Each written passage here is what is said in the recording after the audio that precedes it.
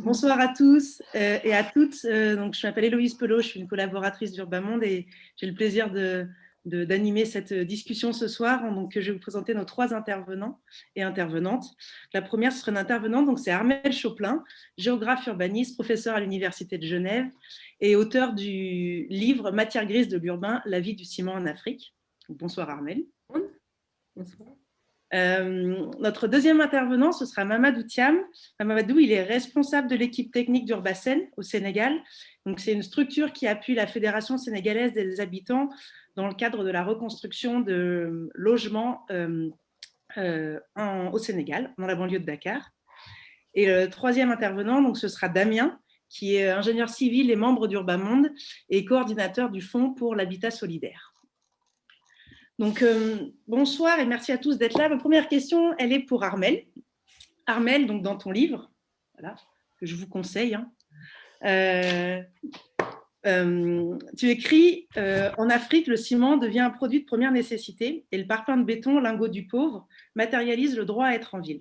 Est-ce que tu peux nous parler un peu de cette relation justement qui lie le ciment et l'Afrique, et voilà, dans le cadre de la recherche que tu as eu à faire durant quelques années? Oui, alors merci Héloïse et puis merci pour votre invitation ce soir. Je suis tout à fait ravie d'être parmi vous. Puis je retrouve parmi les participants plein de vieilles connaissances. Donc, je suis d'autant plus ravie que vous participiez à des retrouvailles. Alors, du coup, ce que j'ai fait, peut-être on va pouvoir mettre la première slide. Donc, effectivement, je viens de publier un livre dont je précise tout de suite qu'il est en accès libre sur Internet et c'est important pour nos collègues qui sont en Afrique et souvent qui ont des difficultés à se procurer le livre. Donc, voilà, il est en open access et je peux même envoyer un PDF avec l'accord de l'éditeur pour le diffuser. Donc, l'idée, c'était j'ai eu la chance de partir pendant 3 ans avant d'arriver à Genève. J'étais affectée à l'Institut de recherche pour le développement au Bénin, en Afrique de l'Ouest, pour travailler sur ce qu'on appelle, en tout cas ce que j'ai aussi contribué à appeler le corridor Abidjan-Lagos. Donc cette grande, on va dire, conurbation, grande agglomération qui s'étend de la Côte d'Ivoire au Nigeria et qui représente 1000 kilomètres. Et même si on zoome entre Accra et Lagos, on a 500 kilomètres avec déjà plus de 30 millions d'habitants qui habitent sur un espace restreint, c'est-à-dire à peu près 30 kilomètres de large, donc sur une fine bande côtière très fragile, lagunaire, et que du coup, pour essayer d'appréhender cette masse urbaine, finalement, j'ai décidé de travailler sur le ciment, qui me semblait être ce qui faisait le lien entre ces différentes villes et puis ces espaces entre ces grosses villes connues que sont Accra, Lomé, Cotonou, Porto Novo et Lagos. Et parce que finalement, je me suis rendu compte qu'il y avait un vaste ensemble urbain gris et que voilà, ce qui faisait le lien, c'était le ciment. Le ciment, il est omniprésent. Alors là, je parle de cette région-là, mais on pourrait en parler de Dakar parce que j'y suis allée aussi, ou d'autres régions en Afrique où en fait vous avez l'impression que le ciment est omniprésent à chaque coin de rue, avec des dépôts, des quincailleries, et vous pouvez acheter du ciment à n'importe quelle heure du jour et de la nuit comme un produit de base vraiment important.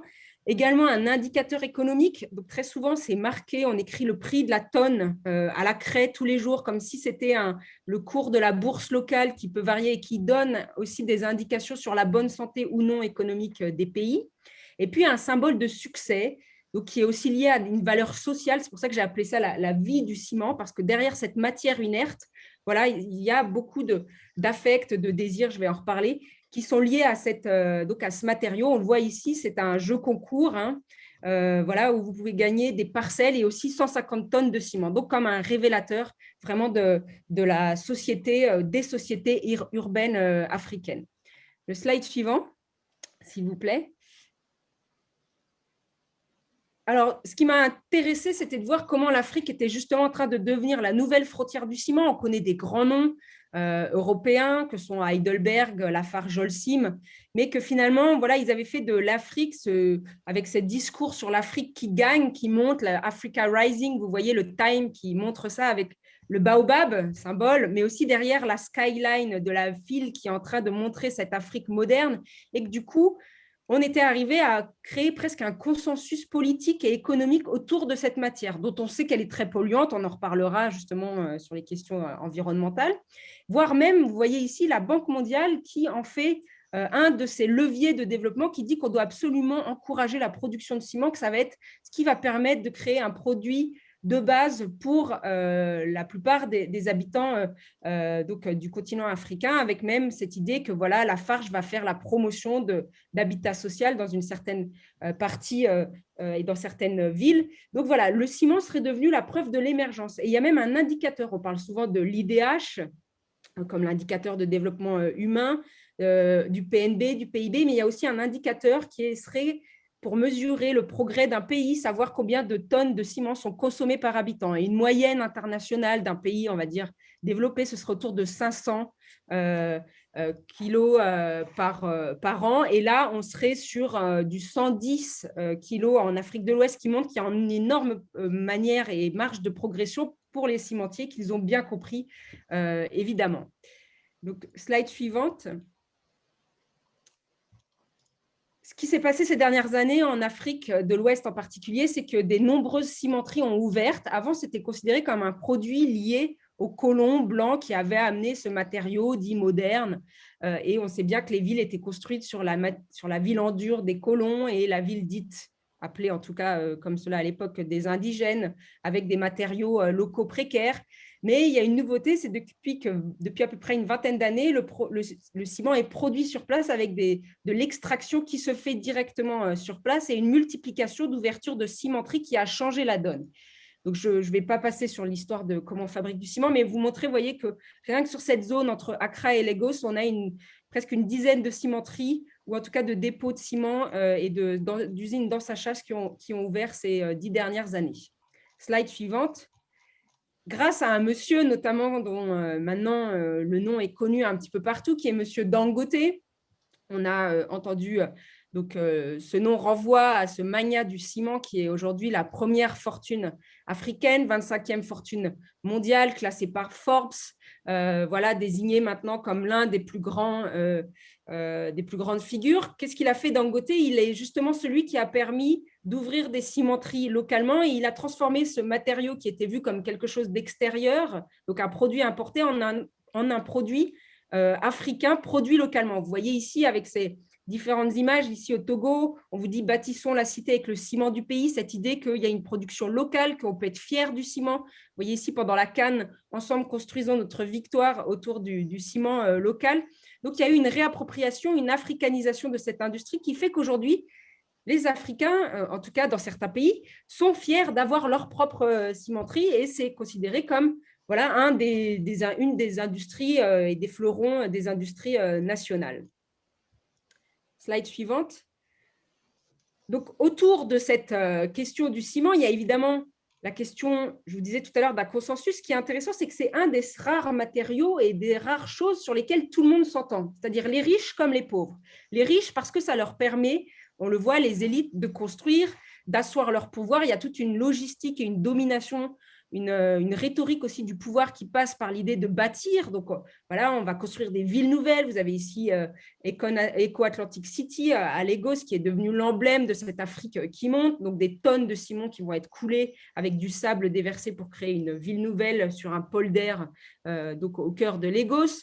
Vous avez des nouveaux investisseurs qui arrivent, comme ce chanteur sénégalais, enfin afro-sénégalais, qui a décidé de créer sa ville nouvelle, donc Akon City, donc avec des nouvelles manières aussi de produire la ville, dont le ciment et les constructions en béton seraient évidemment les emblèmes. On est en train de bétonner la ville, de gouverner par le ciment. Les chefs d'État aussi passent sur cette rhétorique de l'émergence qui passe par la verticalisation, par toutes ces tours et par l'ancrage de cet argent qui circule dans les villes africaines, justement dans ce béton, dans cette matérialité de la ville. Donc voilà pour les élites. Et puis de l'autre côté, slide suivante, on a cette ville qu'on connaît ou pour laquelle on a eu beaucoup de travaux, même de chercheurs, qui est cette ville, on va dire, autoconstruite, incrémentale, faite de quartiers rez-de-chaussée. Donc en fait, vous voyez qu'au centre-ville, dans ces villes modernes, voire hyper modernes, donc ces grandes tours, et celles des périphéries qui sont des villes rez-de-chaussée, on a ce même ciment, mais pourtant, ce n'est pas tout à fait la même ville qui est en train d'être construite, pas tout à fait non plus le même argent qui circule. Donc, c'est une ville incrémentale construite au jour le jour. Les habitants rentrent chez eux le soir. S'ils ont un petit peu d'argent en poche, ils vont acheter des sacs de ciment en espérant pouvoir construire au fur et à mesure leur maison parce que, comme le disait tout à l'heure Héloïse, en fait, avoir une maison en dur dans des pays et des villes où il y a des fortes évictions, des déguerpissements, comme on les appelle en Afrique francophone, matérialiser et construire sa maison aussi en dur, c'est montrer qu'on est légitime à y rester, quand bien même on n'a pas les papiers. Donc, c'est une manière aussi de s'affirmer un peu. Le droit au ciment, ce serait un peu alors c'est une extrapolation, mais un droit à la ville, c'est-à-dire une manière de montrer la légitimité. Et on voit, la plupart des gens connaissent le prix d'un sac de ciment. Vous demandez à des femmes, à des jeunes, à des adolescents, à des étudiants, tout le monde connaît le prix d'un sac de ciment en Afrique, ce qui n'est pas le cas ici. Et tout le monde sait aussi, a des connaissances de base sur comment construire, parce que vous voyez qu'il y a des pictogrammes, vous n'avez pas besoin de savoir lire ni écrire. Voilà, c'est un matériau qui, du coup, devient à la portée de tous. Autre slide, s'il vous plaît.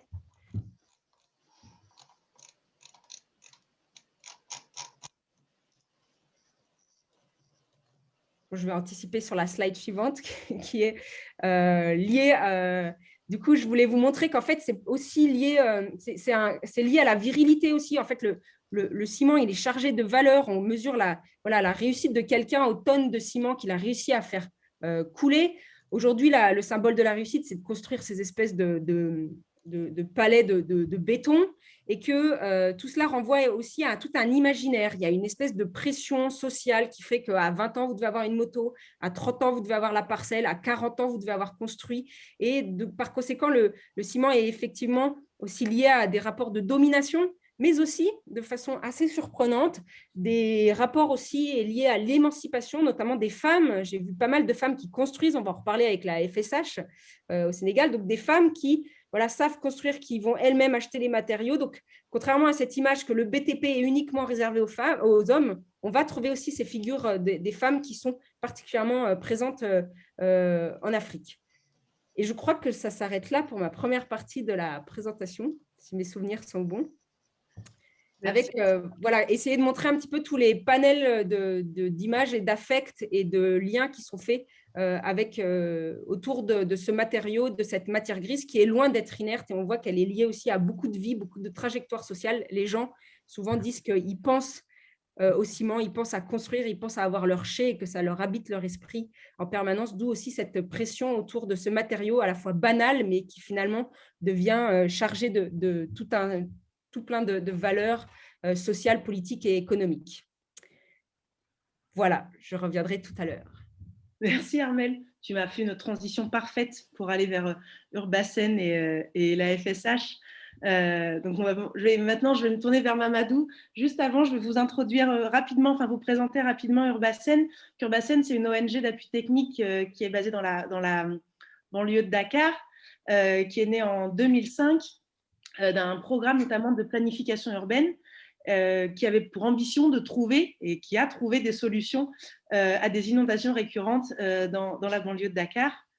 Et qui accompagne donc depuis, avec une succession de programmes qui se sont mis en œuvre depuis, qui accompagnent la mobilisation des habitants et l'auto-construction, la reconstruction de maisons endommagées, en se basant notamment donc, sur l'épargne habitante et la capacité d'agir des habitants. La Urbasen accompagne la Fédération sénégalaise des habitants, donc cette fédération de groupes d'épargne habitante essentiellement. Ce sont essentiellement des femmes qui du coup épargnent pour améliorer leur habitat dans la banlieue de Dakar. Donc Mamadou qui va nous présenter maintenant justement comment aujourd'hui, est-ce que tu peux nous expliquer un peu comment aujourd'hui justement est gérée la reconstruction dans les projets d'habitat collaboratif de la FSH, de la Fédération sénégalaise des habitants, comment est-ce que Urbasen les accompagne, ainsi que tout l'approvisionnement en matériaux. Voilà, comment ça fonctionne. Mamadou, la parole est à toi. Merci beaucoup, vous avez parfaitement raison. Je vais d'abord vous présenter. Je m'appelle Mamour Thiab, responsable du pôle technique à Urbasen. Urbasen a déjà mis en place un système innovant de financement de reconstruction de l'habitat dans les quartiers précaires de la banlieue. Le projet d'accompagnement de la FSH de reconstruction de l'habitat, premièrement, c'est l'appui technique est assuré par Urbasen et une demande d'appui est adressé à la FHS apprécie à la demande et le transmet à l'Urbasen. Et du coup, l'équipe technique étudie la demande de faisabilité technique du projet. Ensuite, il y a le suivi des chantiers qui se fait en plusieurs étapes. Plusieurs étapes de l'expression de la demande de la réception du chantier en passant par les diverses formations dispensées aux bénéficiaires et aux artisans. Là, il ne s'agit pas seulement du suivi d'ouvrages parcellaires, mais également d'ouvrages communautaires.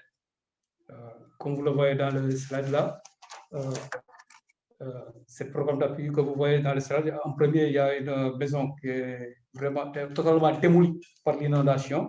Et en deuxième, vous avez vu l'équipe technique qui est venue faire l'état des lieux et tout ça. Et en troisième lieu, vous avez vu la formation que je disais tout à l'heure pour les artisans et les bénéficiaires. Et du coup, la particularité dans notre zone d'intervention est que l'habitat, même précaire, est en dur au Sénégal, même précaire et en dur. Après la première phase de projet procédant, le suivi d'une centaine de chantiers, il a été constaté que la brique utilisée ne respecte pas les normes techniques.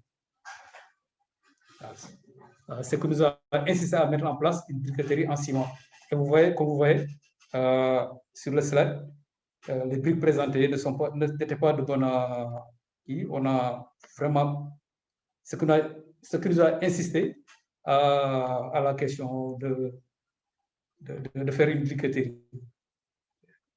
Urbasen, elle a fait chercher en réfléchissant à la question des matériels.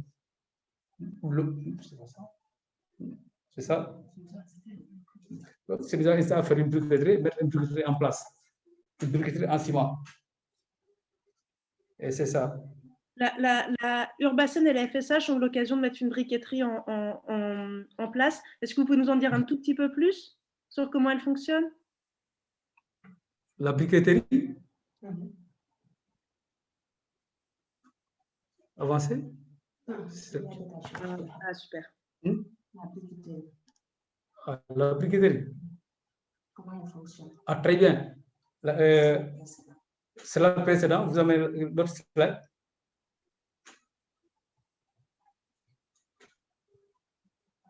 OK.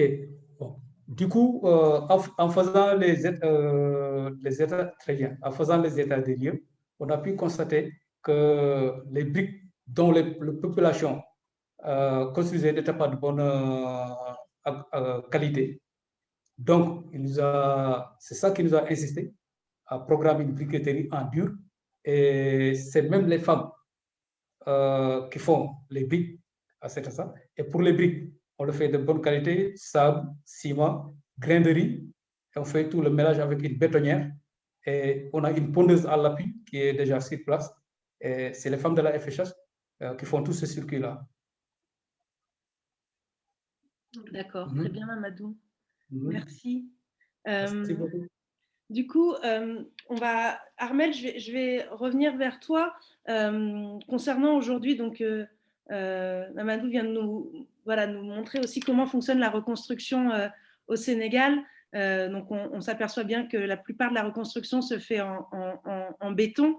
Est-ce qu'aujourd'hui, il existe des alternatives ou des solutions, en tout cas, pour sortir de ce tout béton? Et est-ce que tu as eu l'occasion d'explorer un peu quels seraient les moyens pour y arriver? Oui, alors merci pour cette question et merci à Mamadou Thiam pour sa présentation. On voit à quel point ce qui est frustrant, évidemment, dans les constructions, comme il a pu le montrer, c'est que les gens mettent beaucoup, beaucoup d'argent, en fait, pour construire, souvent sur des maisons qui sont de mauvaise qualité, parce que parfois, il n'y a pas les bonnes doses, justement, de sable, d'eau, de ciment, et même ou pas les bons fers à béton. Il y a actuellement beaucoup d'effondrements dans les villes dont on parle assez peu ici, mais qui sont un vrai problème récurrent en Afrique. Et par conséquent, c'est vrai qu'on se dit quelles seraient les alternatives. Est-ce qu'on pourrait envisager un monde sans béton? Alors, je ne pense pas être aussi radical, Mais en tout cas, il y a des possibilités aujourd'hui qui sont explorées pour essayer de voir comment on pourrait sortir du tout béton, en tout cas utiliser le béton de façon plus rationnelle. Alors, on a vu, d'abord, il faut quand même rappeler que la filière et la production, l'industrie cimentière est responsable à peu près de 7% des rejets de CO2, de gaz à effet de serre, ce qui est quand même important. Et parmi l'une des industries les plus polluantes, on s'est beaucoup focalisé sur le plastique, mais aujourd'hui, on produit plus de ciment que de plastique et d'acier dans le monde en volume. Donc, du coup, voilà, on a des vraies questions qui se posent. La question du sable aussi, on a parlé du ciment, mais il faut ajouter du sable, des graviers. Et puis surtout, il faut rappeler que c'est un matériau qui a une obsolescence programmée. Aujourd'hui, on est sur du 70 années, enfin 70 ans de vie du béton, voire même 50 ans. Hein. Il n'est pas fait pour durer et qu'on ne sait pas quoi faire des gravats. C'est un problème en Europe qui est en train d'être étudié. Et en fait, en Afrique, il y a très peu d'études qui ont été menées sur qu'est-ce qu'on peut faire de ces gravats, comment les réutiliser. On parle de Fukushima aujourd'hui. Vous avez vu, il faut réutiliser la terre moyennement irradiée pour combler, etc. On est sur des questions un petit peu existentielles aussi d'habitabilité de la planète. Qu'est-ce qu'on fait de tout cela? Alors, il y a eu des expériences qui ont commencé à être menées. Donc, si vous pouvez passer à la slide suivante. J'avais commencé à essayer de recenser quelques expériences qui étaient menées. Alors, le Fact Sahel Plus, le réseau, mais je pense que vous allez en parler tout à l'heure, donc je ne vais pas trop en parler, mais voilà, avec cette idée qu'il y a d'autres manières peut-être de penser. Il n'y a pas une solution, c'est-à-dire il ne faudrait pas dire il faut absolument revenir à la Terre. Parce que revenir à la Terre pour tous, ce n'est pas possible en fait. Comme on ne peut pas dire il faut absolument se remettre à construire en bois. Ça, c'est pas possible. Et en fait, à chaque région, c'est un petit peu comme aux maladies, c'est-à-dire à chaque région doit s'adapter aussi certaines solutions. Il n'y a pas une solution pour l'Afrique, il n'y a pas une solution pour le monde entier. Il faut vraiment tenir compte de ce qu'on appelle l'économie locale. Et c'est pour ça quand on dit des matériaux locaux, ça ne veut pas dire qu'ils poussent sur place, c'est qu'ils sont en lien avec toute l'économie locale, faire travailler les gens localement. Donc, il n'y a pas de recette pour tout le monde. Et ça, c'est ce que montre bien, par exemple, Cratère, qui intervient justement beaucoup. En tout cas, ce qui est sûr, c'est qu'il y a des initiatives, que certaines mériteraient de dialoguer les unes entre les autres. Et si nous, on peut essayer de faire discuter les gens, alors Urbasen, Urbamonde le font déjà beaucoup, mais il y a aussi d'autres expériences que j'ai vues avec des gens qui pourraient échanger. En tout cas, il y a des expériences qui sont menées, vous allez en montrer là tout à l'heure, avec d'autres manières aussi d'utiliser le bois, les briques en terre crue stabilisées avec un peu de ciment, mais peut-être moins. Et puis, il faut le dire aussi, je crois que l'innovation va venir par les cimentiers eux-mêmes, qui évidemment, ce n'est pas par philanthropie qu'ils le font, mais parce qu'ils commencent à s'élever des critiques contre cette industrie très énergivore, très polluante, et qu'aujourd'hui, ils sont en train de penser à des ciments et des bétons décarbonés, ou en tout cas plus verts, on va dire, qui seraient moins polluants aussi dans leur production. Donc, oui, il y a de l'argent qui est investi par les cimentiers. Et puis, il y a des collègues ingénieurs qui travaillent, par exemple, à l'ETH à Zurich, à la chaire de développement durable, qui sont en train de mettre en place des ciments décarbonés. Donc, voilà des initiatives qui peuvent être pensées. Mais au-delà de ça, et ce sera ma dernière slide, au-delà de ça, ce n'est pas simplement une question de matériaux pour moi qui est en jeu. C'est-à-dire que c'est une question aussi de culture du bâti. C'est-à-dire que c'est très social. Et vous voyez, en fait, je suis très étonnée par la réception de mon livre par les cimentiers eux-mêmes. Ils sont très intéressés. Ils sont très intéressés par l'aspect social parce qu'ils se rendent bien compte que le béton, c'est une construction. La modernité, imaginez que l'émergence, la modernité, la réussite de quelqu'un ne passe que par l'affirmation d'avoir sa maison, sa parcelle, son chai, comme on dit en Afrique de l'Ouest.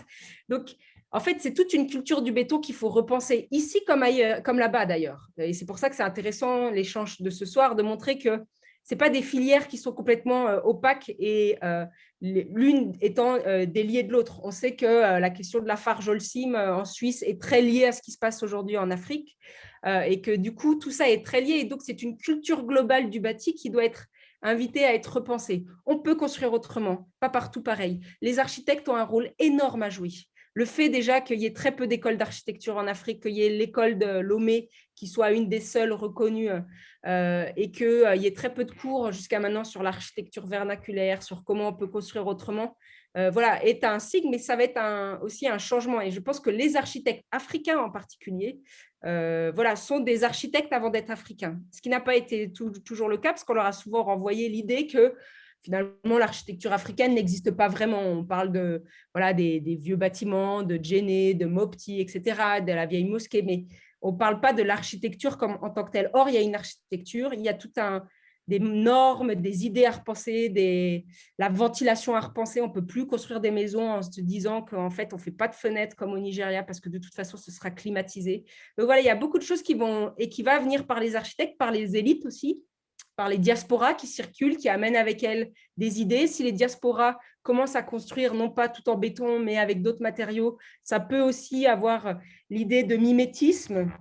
On le sait, hein, il y a beaucoup de mimétisme qui passe dans la construction et que, par conséquent, c'est quelque chose de plus global que simplement les matériaux. À mon avis, la solution, elle n'est pas seulement dans du ciment plus vert, elle est aussi dans toute une culture du bâti qui doit être repensée, ici comme là-bas, pour un seul et même but qui est l'habitabilité de la planète. Et j'aime bien en ce moment les travaux, par exemple, de Achille Mbembe, voilà, ce penseur camerounais qui a écrit ce livre Brutalisme auquel je vous renvoie, ou le dernier Bruno Latour qui dit que voilà, aujourd'hui, on fait des trous partout. Maintenant, il va falloir ravauder, c'est-à-dire repriser un peu partout, combler. Et puis, au lieu de monter en hauteur, peut-être qu'il va falloir penser à essayer de faire un peu moins de trous pour essayer d'avoir des espaces qui peuvent être pensés de façon durable, sans béton, mais aussi surtout avec du béton, mais en tout cas un petit peu mieux utilisé, un petit peu mieux pensé.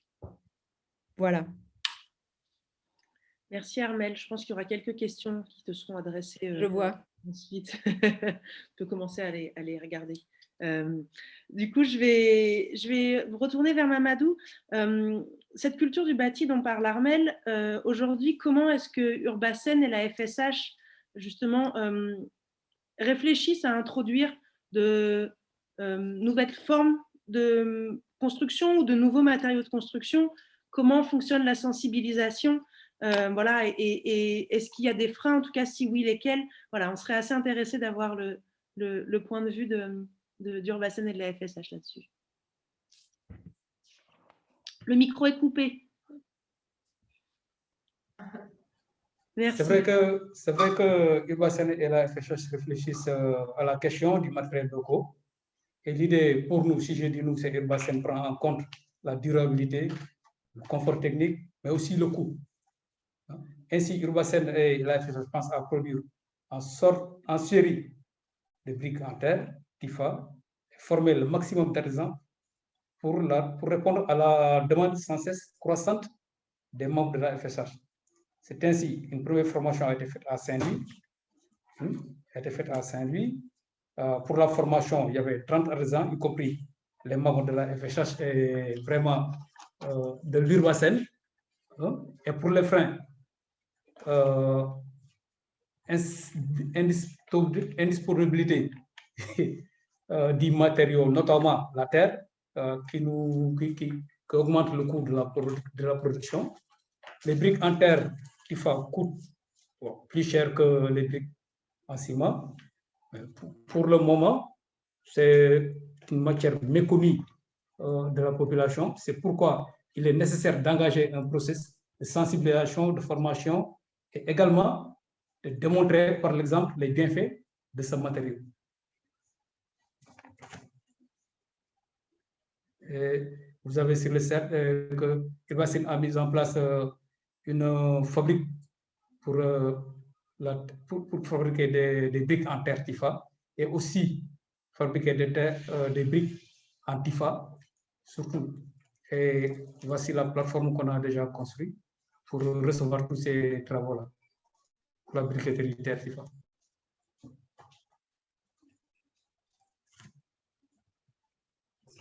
Slide suivante.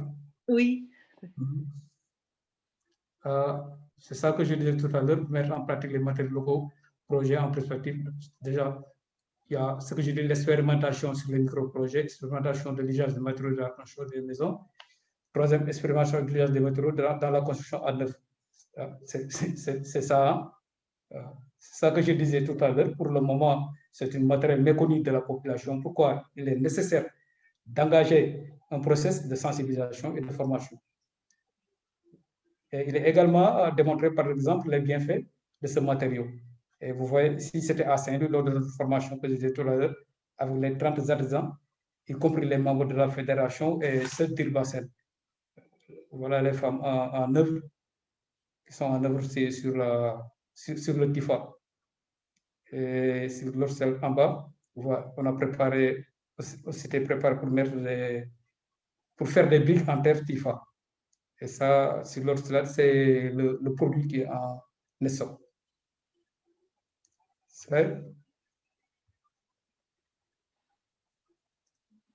OK, pour le FACT sel, c'est vrai. Nous travaillons avec le GRD et en Guinée-Bissau. Il y a une solidarité au Burkina Faso pour échanger des connaissances et trouver des alternatives à tout béton, au tout béton. C'est pour cela qu'on était au FACT sel. Il y a 2 semaines de cela, au Burkina Faso. C'est bon?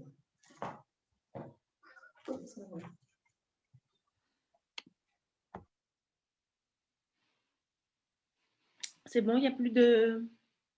C'était la dernière slide, très bien. Merci pour cette présentation. Alors, il y a plein de questions qui arrivent, notamment pour vous, Mamadou. J'en prends juste une ou deux qui vont juste vous permettre de compléter quand même l'intervention. Aujourd'hui, la dernière question, c'est où se trouve le TIFA et peut-être juste quels sont les avantages de la construction en briques terre TIFA. Est-ce que si vous pouvez juste prendre un peu ces deux questions-là déjà pour le moment et puis ensuite on conclura tranquillement la conférence avec Damien et on reprendra quelques questions pour Armel. Donc oui, Mamadou, où se trouve, quels sont les avantages de la construction en briques terre TIFA et où se trouve le TIFA que vous utilisez? Le terre TIFA qu'on utilise se trouve pas loin de chez nous, notamment à Wakhinane Nimza, là où dans les bassins de rétention où ça produit. Et,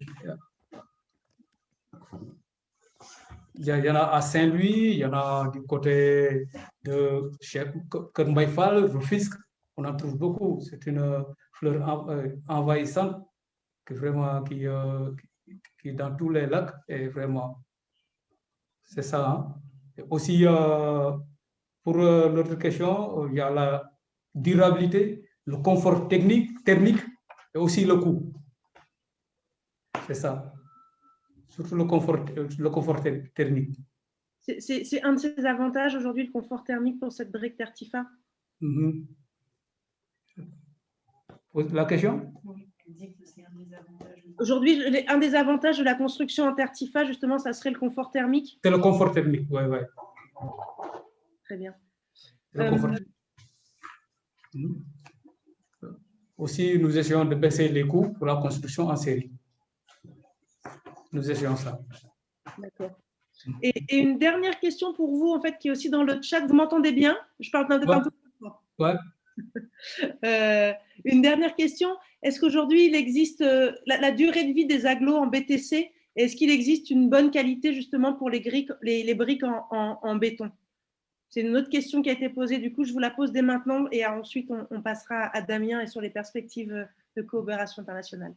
Donc, pardon, vous répétez s'il vous plaît? Bien sûr. La durée de vie des agglos en briques ciment et est-ce qu'il existe aujourd'hui des normes pour avoir une bonne qualité de ces briques-là? Les briques terre TIFA. Non. Les briques en ciment. Si, les briques en ciment peuvent durer si on le fait dans les normes techniques. Si on le conditionne bien, le ciment est bien dosé, le béton est bien dosé, on peut avoir une bonne qualité. Et si, bon, ne pas faire le maximum, faire le minimum, parce que ce qui est conseillé, de faire 25 agglos par sac de ciment au lieu de 35 agglos. Là, si vous faites 35 agglos par sac de ciment, vous risquez de perdre toute qualité de construction. Je pense que... Parce que la question était sur les BTC, je crois. Hein. C'est les briques BTC. crues. Oui. On essaie tout de travailler sur les normes techniques du BTC. Hein. Ouais. Et la personne qui pose la question a raison, la BTC, on ne peut pas la faire partout. Il faut que c'est plutôt Dans les zones humides, ça pose un peu plus de questions parce que normalement, c'est justement dans les zones sahéliennes, ça se porte plutôt bien, mais il y a des possibilités aujourd'hui d'avoir une certaine résistance en justement stabilisant avec du ciment. Donc, c'est une des possibilités qui est trouvée. Du coup, tu sais qu'au Sénégal, on n'a pas la terre partout. Il y a des zones qui ont la terre, de la bonne terre, si je dis, et des zones qui n'ont pas de la terre. C'est ça. Il y a des zones humides et des zones. C'est ça. Très bien. Merci, Mamadou. Peut-être juste pour conclure, et puis ensuite on reprendra quelques questions. Il y a Damien qui, du coup, va intervenir. Damien, donc, en gros, ton intervention aujourd'hui, elle se situe un peu dans le champ de la coopération internationale. Urbamonde tisse depuis de nombreuses années des partenariats de coopération internationale entre différents acteurs, autant en Amérique latine qu'en Afrique et en Europe aussi. Est-ce qu'aujourd'hui, du coup, dans ce contexte, quelle serait par exemple la plus-value de la coopération internationale, et notamment sur cette thématique des matériaux de construction? Voilà, et si tu as quelques exemples en Suisse, voilà, ça pourrait aussi être intéressant de savoir comment ça fonctionne notamment. Oui, avec plaisir. Bonsoir à tous. C'est vrai que l'axe que je vais prendre aujourd'hui, c'est vraiment finalement de mettre en valeur aujourd'hui la force de l'habitat collaboratif sur cette thématique. Aujourd'hui, la situation, si je reviens aussi du coup, à un contexte suisse pour le présenter sur la thématique des matériaux de construction, la situation elle n'est pas si différente en Afrique qu'ici. On a cette facilité à utiliser le béton qui est largement donc, utilisé, qui est facile, rapide, économique, qui finalement répond bien aux enjeux de l'économie néolibérale aujourd'hui qui est bien implantée également en Suisse et largement dans le monde finalement. Psychologiquement accepté aussi très bien au niveau de ses capacités en termes de feu, de séisme. Il s'est très bien implanté finalement aujourd'hui dans les esprits, dans l'économie et dans les habitudes, dans la culture de construction. Et finalement, aujourd'hui, avec les mêmes impacts environnementaux qu'on retrouve à l'échelle internationale, les impacts liés à la production du ciment et également liés à la consommation de ressources naturelles qui sont la grave naturelle, qui sont le sable. Et aujourd'hui, un des éléments finalement pour répondre à présenter des alternatives à ce matériau et à son utilisation un peu automatique, c'est peut-être de reprendre, c'est l'habitat collaboratif. L'habitat collaboratif présente des solutions dans cet axe pour trouver des alternatives. On le voit reprendre la maîtrise du système de production comme l'a fait la FSH accompagnée par Urbasen, en créant simplement une briqueterie, même si elle est ciment. On reprend finalement le pouvoir, et ça c'est l'habitat collaboratif qui le permet.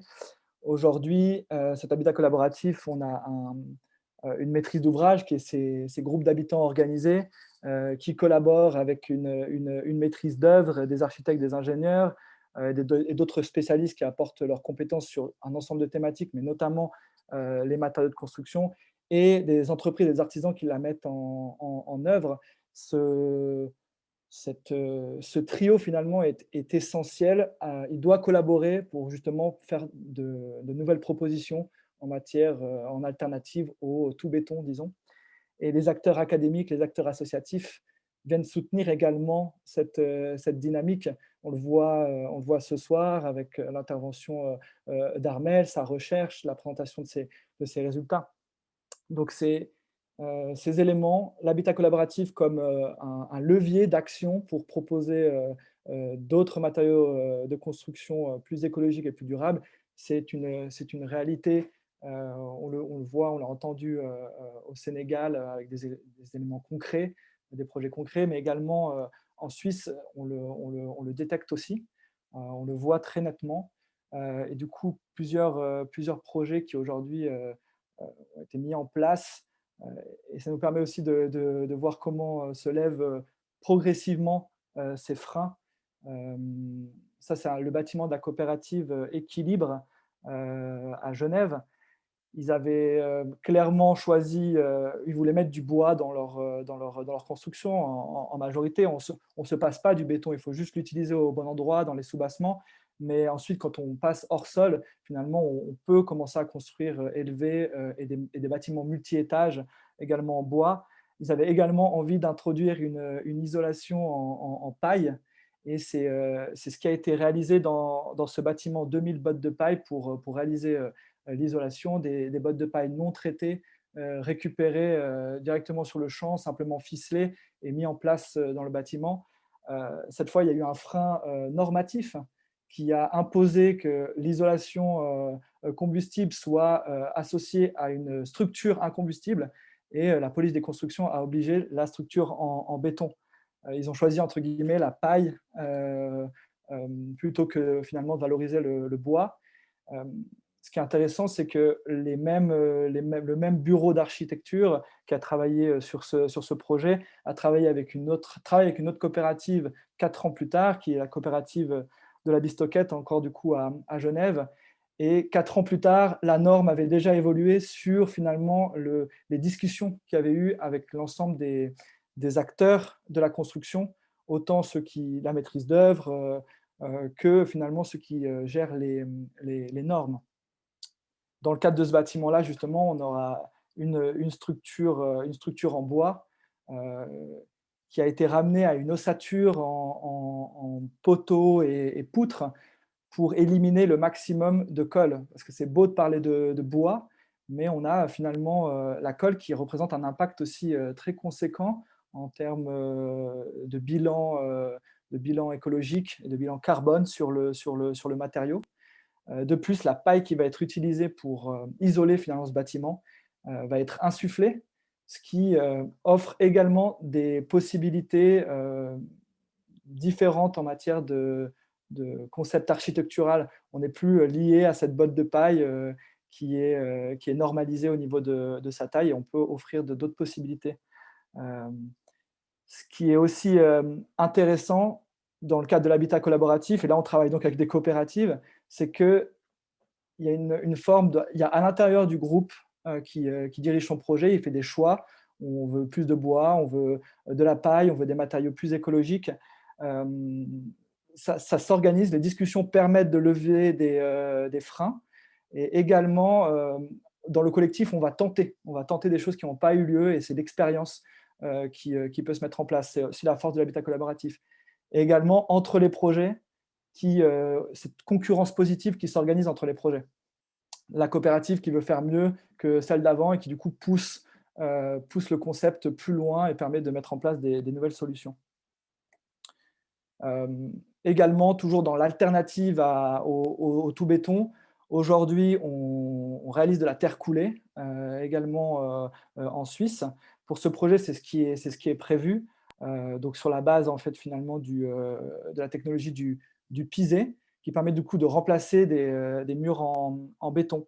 Alors là, la problématique, elle pourrait être économique, car le pisé peut nécessiter une main-d'œuvre assez importante, et le fait de venir le couler offre de nouvelles perspectives, permet de réduire les coûts, et offre aussi du coup une alternative au béton. Et un autre axe, finalement, serait aussi l'utilisation de granulats recyclés, issus en fait de la déconstruction des bâtiments. Aujourd'hui, une jeune coopérative Archipel qui est en train de développer son projet à Genève, arrive sur un site qui est composé avec 11 maisons et petits immeubles, et pousse dans le sens de valoriser in situ sur le site les matériaux minéraux qui pourraient être récupérés.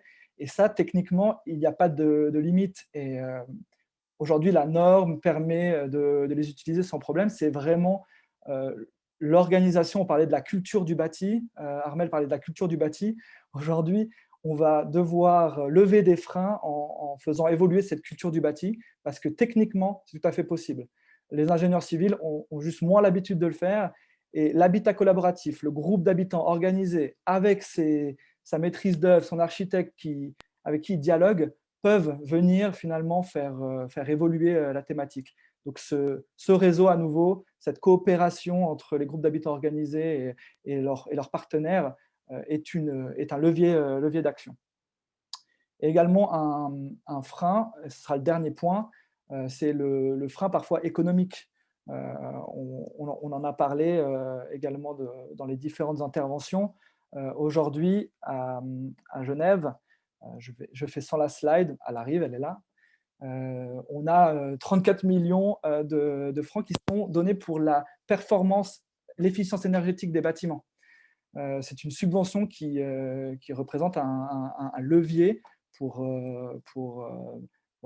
inciter les maîtres d'ouvrage, les propriétaires à construire au niveau de l'efficience énergétique de façon plus performante. Ce n'est pas encore en place aujourd'hui au niveau des matériaux de construction, mais on estime qu'en effet, ça, c'est des voies qui sont tout à fait possibles. Et dans cette collaboration, finalement, le réseau Cohabitat dont on parlait au tout début, ce n'est pas seulement à l'échelle de la Suisse, justement, on partage des informations à une échelle internationale. Et on imagine que ce genre de levier financier pourrait être aussi des éléments, alors ça c'est un peu de la musique d'avenir, parce que pourrait être aussi des moyens de favoriser la mise en place de techniques de construction plus durables et de nouveaux matériaux. Dans le cadre des développements justement des projets du réseau Cohabitat, on a développé un outil, et d'ailleurs Urbamonde finalement pilote ce projet du Fonds pour l'habitat solidaire. C'est déjà quelque chose qui existe, c'est-à-dire que le fonds rotatif qui existe au Sénégal, dont nous a parlé Mamadou, permet déjà de donner un accès à des prêts pour les membres de la FSH. Avec le Fonds pour l'habitat solidaire, l'idée c'était vraiment d'augmenter encore l'échelle, la capacité d'action de ce fonds rotatif au niveau local au Sénégal, avec des prêts qui seraient accordés depuis la Suisse, où est hébergé le Fonds pour l'habitat solidaire aujourd'hui. Et le Fonds pour l'habitat solidaire est alimenté en fait par les coopératives en Suisse. C'est vraiment un axe qui est assez important. Aujourd'hui, il y a plusieurs coopératives dont on a parlé aujourd'hui qui sont investies dans ce Fonds pour l'habitat solidaire, qui permettent de générer des prêts. Et ça, c'est vraiment la musique d'avenir, c'est de dire que ce Fonds pour l'habitat solidaire, qui est mobiliser finalement des ressources financières pour des projets d'habitat collaboratif, pourrait peut-être prendre la place de systèmes étatiques comme on a ici aujourd'hui à Genève, qui permettent d'avoir des subventions pour introduire plus de démarches écologiques et durables dans le bâti, à une échelle internationale. Voilà. Merci de votre attention. Et merci Damien, merci Mamadou et merci Armelle pour cette conférence, ces présentations ce soir. On peut prendre quelques questions, il nous reste 7-8 minutes. Si ça te va, Armelle, je ne sais pas si tu as le temps de les regarder, sinon je peux t'en poser quelques-unes. Oui, j'ai vu qu'il y avait une question sur les gravats et je pense que l'intervention de Damien fait bien écho à ça. En fait, il y a tout ce qu'on appelle l'école du réemploi, l'économie du réemploi à repenser actuellement et qui semble assez évident. Et pourtant, comme dit Damien, déjà ici, c'est compliqué parce que manque d'habitude, manque de formation. Et puis, oui, ça suppose quand même d'avoir un espèce de cercle vertueux et d'économie circulaire du BTP qui n'est pas forcément pensé en fait en Afrique. On pense surtout à construire parce qu'il y a un énorme besoin. On ne pense pas forcément à ce qui va se passer après. Donc ça peut se faire. Et voilà, il suffit d'avoir aussi quelques études aussi qui permettent d'y réfléchir et de penser ça de façon plus répandue. Et comme dit Damien, on a l'impression, parce que quand on écoute par exemple les bailleurs ou même les politiques qui disent « mais regardez, avec la croissance démographique, comment voulez-vous qu'on construise autrement qu'en béton ?» parce qu'il y a besoin d'aller vite, de construire vite, etc. Alors, on ne peut pas nier ça. Ceci étant, on se rend compte que parfois, on peut quand même construire quasiment aussi vite, aussi bien, et peut-être moins cher avec d'autres manières de faire, mais parce que c'est le réflexe de faire comme ça, parce qu'on n'a pas formé les gens, et c'est pour ça que j'encourage les personnes qui ne connaissent pas, par exemple, ici, Fact Sahel Plus, de s'inscrire dans le groupe WhatsApp et de voir les choses qui sont construites de façon tout à fait incroyable, parce que souvent, les gens ne sont pas formés, on manque de main-d'œuvre, mais que ça, c'est quelque chose qui se construit. Il suffit de peut-être 10 ans pour former les gens dans les écoles d'ingénieurs en Afrique, dans les écoles d'urbanisme, dans les écoles d'architecture, pour que finalement, on ait des gens qui savent comment faire du BTC bien, comment on sait utiliser d'autres matériaux. Donc, il n'y a pas que des freins, en fait. Il y a des choses qui sont possibles, mais qui parfois demandent un peu aussi d'accompagnement politique, c'est clair, et d'accompagnement aussi des bailleurs sur et puis d'échanges comme là, Damien le fait, en montrant que si c'est possible ici, d'autres choses sont possibles là-bas, et que voilà, il faut absolument faire dialoguer des réseaux qui jusqu'à maintenant le faisaient assez peu. Et je pense que l'avenir est beaucoup là-dedans. Je relevais une question de Delphine aussi sur comment finalement s'organise l'habitat collaboratif et l'aspect de futurs usagers habitants qui… Damien, on te perd. Il arrive dans quelques instants.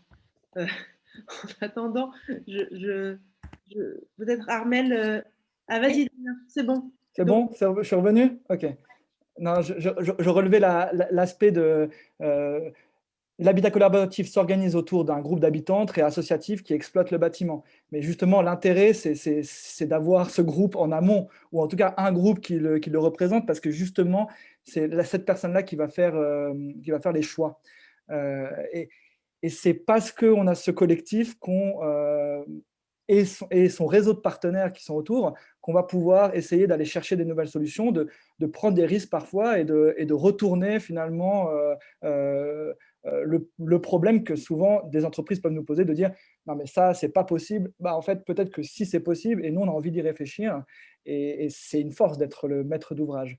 Et je pense que dans le projet aussi au Sénégal, avec la Fédération sénégalaise des habitants, la possibilité de venir organiser une briqueterie se fait aussi parce qu'il y a un volume derrière et des personnes qui vont vraiment les utiliser.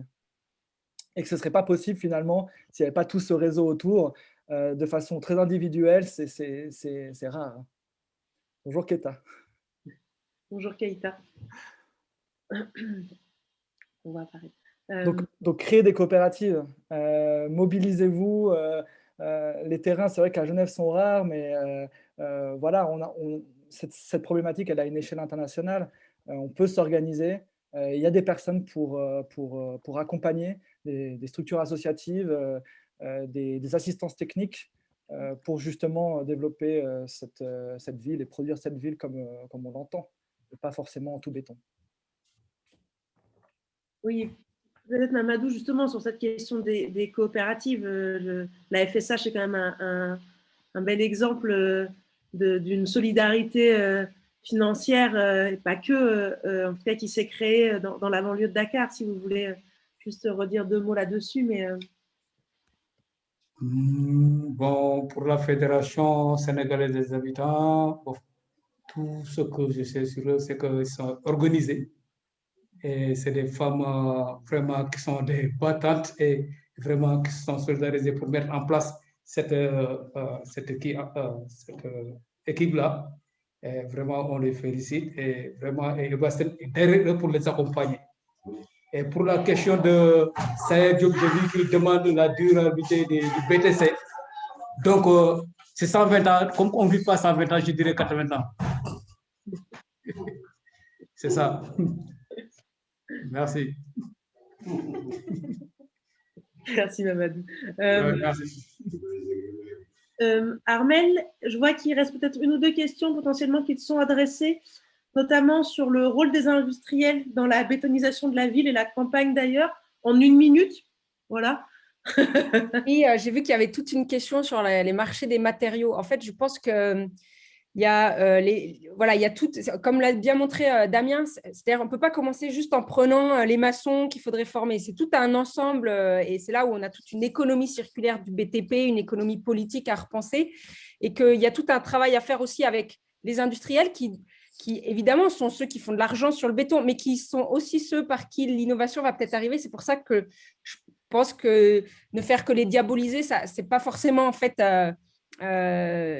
parvenir à quelque chose de constructif. On sait souvent que l'innovation vient aussi par les gens qui s'enrichissent là-dessus. Donc, il y a des choses à penser avec eux. Il y a des choses à penser avec toute la filière du BTP, les promoteurs immobiliers, ceux qui font de l'habitat social aussi, ou des logements dits sociaux en Afrique, dont on sait que souvent ce sont des partenariats publics-privés avec l'État et qu'il y a tout un travail à faire justement autour de ça. Donc voilà, c'est tout un marché à repenser. Et puis, voilà, il faudrait que les États aussi arrêtent de subventionner que du ciment, parce que c'est presque un produit qui est subventionné. Et on pourrait aussi imaginer des banques de matériaux où on subventionnerait le bambou, le bois, la paille, comme ça a été montré. Et puis, pour arrêter aussi de penser que le bambou, la paille, c'est pour les pauvres, et que je pense que tant qu'on aura aussi ces indicateurs de pauvreté qui sont liés à des matériaux locaux et que ça renvoie à la pauvreté, à celui qui ne sait pas construire, qui n'a pas réussi, on n'arrivera pas à changer aussi tout ça. Donc, vous voyez que c'est à la fois des questions économiques, très politiques, et aussi des questions très sociales et culturelles, et que là, eh ben, tout ça, ça se travaille ici et en Afrique. Je pense que les liens doivent vraiment, et les ponts doivent être faits, pensés entre ingénieurs, architectes, pour essayer de construire des bâtiments qui soient vivables, pour avoir justement après une planète qui soit encore habitable. Très bien. Eh bien, je pense qu'on va conclure sur, sur ces mots, Armelle. On me demandait de mettre le PDF, mais je n'arrive pas à mettre le PDF dans le chat. Donc, le mieux, c'est qu'on m'envoie. Il y en a plusieurs là qui m'ont écrit. Et je vous donne tout de suite la version light qui peut être diffusée largement en Afrique. Pour moi, c'est important que justement le manuscrit circule en Afrique, parce que voilà, c'est bien s'il circule en Europe en PDF, mais c'est mieux s'il circule en Afrique, parce que je sais que c'est difficile là-bas de se procurer les ouvrages, plus la version qui est en ligne accessible. Voilà. Super. Merci Armelle, merci Damien et merci Mamadou, tous les trois pour vos interventions ce soir. Je vais juste laisser le mot de la fin à Louisa, qui du coup va pouvoir vous annoncer les prochains événements. Et puis merci à toutes et tous d'avoir participé. Voilà, j'espère que cet événement vous aura fait passer une bonne fin de journée. Voilà, avec nous. Merci beaucoup. Merci Armelle, merci Mamadou et Damien pour votre présence ce soir. Vous m'entendez? Oui, c'est bon, on t'entend. Très bien. Donc merci Armelle, merci Mamadou et Damien pour votre présence ce soir, vraiment très intéressant. Et merci Héloïse pour la modération. Donc cette conférence touche maintenant à sa fin. Merci beaucoup d'y avoir participé. Et on vous donne rendez-vous le 25 mars, même heure et toujours en ligne, pour la conférence « La construction en terre en Amérique latine, de la colonisation aux coopératives de logement ». Elle est consacrée également aux matériaux de construction, des projets d'habitat collaboratif, mais cette fois-ci dans le contexte sud-américain. Donc, pour vous tenir informé de ces prochains événements et du cycle de conférences dans son entier, pour en savoir plus sur la campagne pour un habitat solidaire, je vous encourage à suivre notre page Facebook, compte Instagram et Twitter, et à visiter habitatsolidaire.ch. Donc, à bientôt et très belle soirée à vous. Au revoir.